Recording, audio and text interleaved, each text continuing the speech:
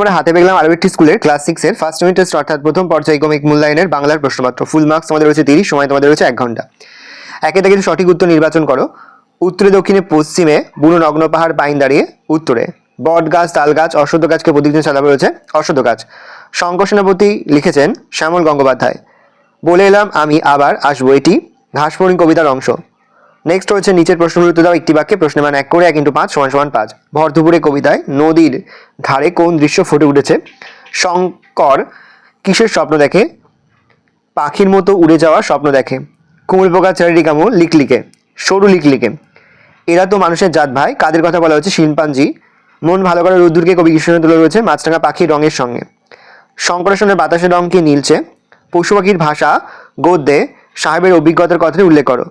Dash সাহেবের, এটা হচ্ছে রিবেন ক্যাস্টাংস। কুমড়ে পোকা কাদামাটি দিয়ে বাসা বানায়। হজবর বইটি লিখেছে সুকুমার রায়। নেক্সট দেখো রয়েছে 4 দাগে নিচের প্রশ্নের উত্তর দাও। প্রশ্নের মান রয়েছে 3 করে 3 × 4 = 12।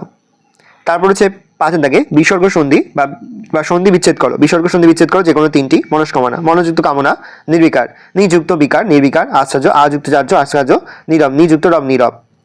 উপযুক্ত সংখ্যাবাচক ও পূরণবাচক শব্দ উল্লেখ করে শূন্যস্থান পূরণ করো। সপ্তাহে 7 দিন, 10ম শ্রেণী শেষে মাধ্যমিক পরীক্ষা। ভালো করে দেখে নাও, এই রয়েছে টোটাল তোমাদের ফার্স্ট ইউনিট টেস্ট অর্থাৎ প্রথম পর্যায়ক্রমিক মূল্যায়নের ক্লাস 6 এর বাংলার প্রশ্নপত্র। ভালো করে প্রশ্নপত্র দেখে নাও। যে মুহূর্তে আমরা বিভিন্ন স্কুলের প্রশ্নপত্র হাতে পাচ্ছি, সবার ফার্স্ট ভিডিওর মাধ্যমে কিন্তু আমরা তোমাদের কাছে তুলে ধরছি। তোমরা কিন্তু অবশ্যই আমাদের চ্যানেলটা সাবস্ক্রাইব করে রাখবে।